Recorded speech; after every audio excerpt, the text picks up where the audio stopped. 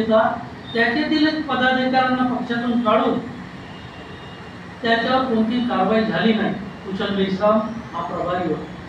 त्यामुळे आता मी त्यांना म्हटलं होतं की नागपूर महानगरपालिकेची जी निवडणूक आहे ते तरी नागपूर शहर कमिटीकडे द्या, की हे लोक ओळखतात की वस्तीत आपल्या वार्डात किंवा आपल्या प्रभागात कोण इमानदार आहे किंवा कोण लढत देऊ शकतो, कोण ॲपेबल आहे।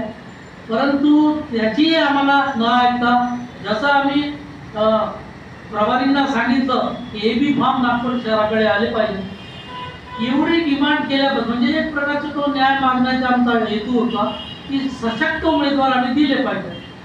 तर ते एबी फॉर्म का मागितले तुम्ही अशी मागणी का करता, त्यामुळे आम्हाला पक्षातून दूर करण्यात आलं।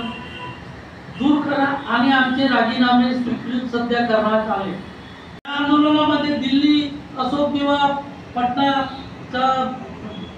पटना असो बिहारचा, तिथे जेलवर असो किंवा अनेक भारतात आम्ही आंदोलन केले, आम्ही कार्यकर्ते चळवळीमध्ये राबलो।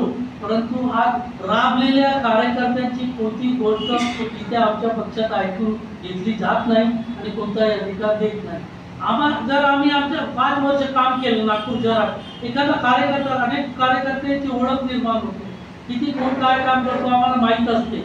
मग त्याला तिकीट न देता आपल्या मर्जीने तुम्ही वरून आणून देता, इकडून तिकडून सेटिंग करून पैशांनी आपला उमेदवार बसवता, त्यामुळे सुद्धा पक्षाचे खूप नुकसान होते आणि इमानदार स्वाभिमानी कार्यकर्ते नाराज होतात।